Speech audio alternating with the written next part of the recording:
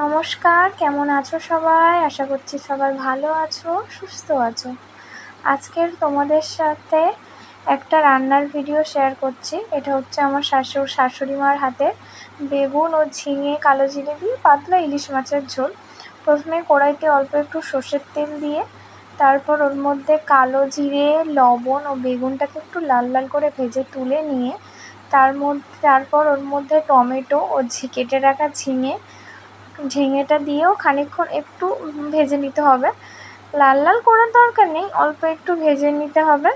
তারপর ওর মধ্যে অ্যাড করতে হবে বেটে রাখা কাঁচা লঙ্কা, জিরে আর আদা বাটা আর একটু হলুদ গুঁড়ো।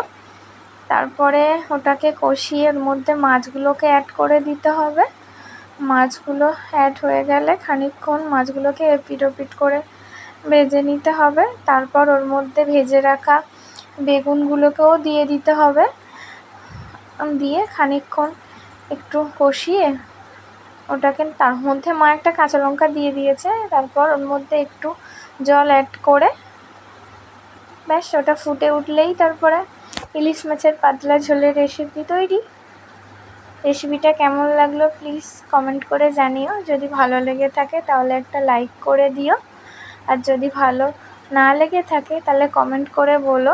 যদি ভালো লেগে থাকে তাহলে চ্যানেলটাকে সাবস্ক্রাইব করো। এরকম রান্নার ভিডিও আরও তোমাদের সাথে আমি শেয়ার করব।